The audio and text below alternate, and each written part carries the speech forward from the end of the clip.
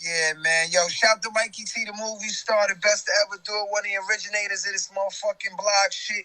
You know how we do, you know what I'm saying? Southside Queens in the building. Shout to Bangham, shout to Free Domination. You already know, my nigga. Honey Mad in the building. If you need to holler at Onyx for anything, you know what I'm saying? Go on onyxhq.com, you know what I'm saying?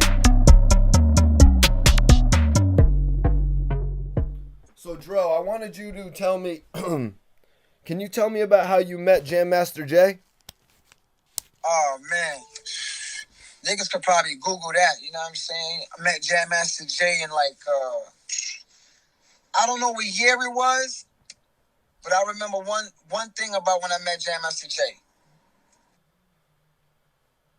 I met him in a traffic jam at Jones Beach, and everybody was playing Soul to Soul on a radio station. Like, everybody had the same radio station on. Like imagine, like, 200 cars playing Hot 97 at the same time. And all I remember is, however do you want it? However do you need it? However do you want it? When I met Jay, that song was hot. So whatever year that was the year I met Jam Master Jay. Rest in peace to the God, the triple OG. What part did JMJ play in you getting a deal with Def Jam? I never had to deal with Def Jam. Jay had to deal with Def Jam. JMJ Records had to deal with Def Jam. We were signed to Jay. You know what I'm saying? So we really never was really signed to Def Jam. Like, you know, we were signed to JMJ, Jam Master Jay label. Jay had to deal. That was his thing. You know what I'm saying? So, you know, if it wasn't for Jay, we wouldn't have been at Def Jam. We had a deal at Profile. We had a single deal at Profile before we met Jay. You know what I'm saying? So we was already tapping into the market before we met Jay. Like, so when we met Jay, we was like, yo, we on the same label as y'all niggas. So I think that kind of like made Jay say, well, okay, these niggas is, you know, they not, you know, these niggas already got cars already. They got bread. They got money. Them niggas is popular. Them niggas is already hitting the city. When we met Jay, we was rocking. Like, we was already like rocking. You know what I'm saying? He just like saw something and put the money behind it and put the name behind it. You know what I'm saying? Russel Simmons actually cameoed in the Throw Your Guns video. Yeah. You know, what connections did you have in New York to actually make that happen? Was it just JMJ?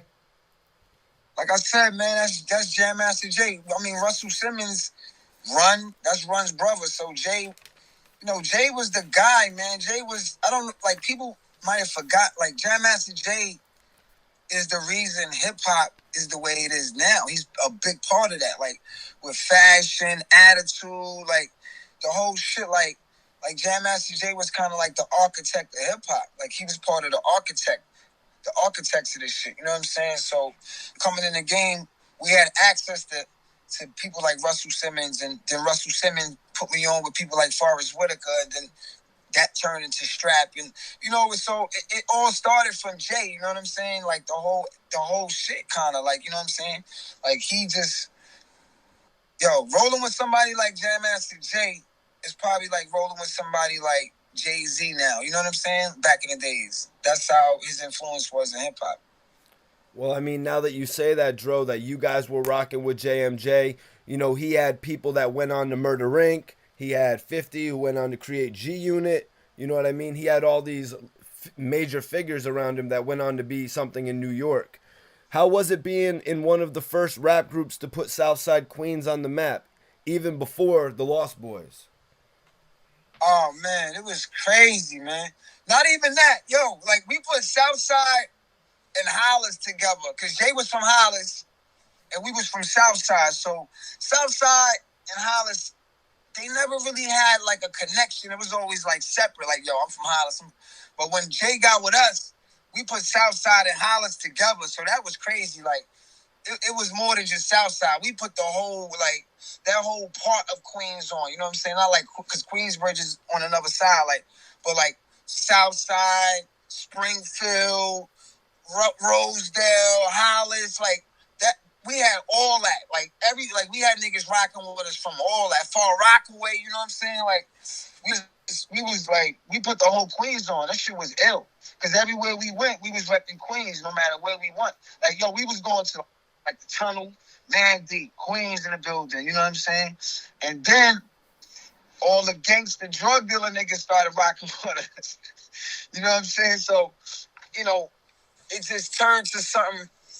It was crazy because, you know, being in a barbershop, we had a lot of connections with people anyway. You know what I'm saying? Then while we was there, we was telling niggas, yo, we gonna be doing this, yo, we gonna pop off, and then it popped off. So, you know, we was popular in Queens already, is what I'm trying to say. You know what I'm saying? So, you know, when we got on, it was just like an explosion. Like everybody was ready to rock. You know what I'm saying? We go to the club.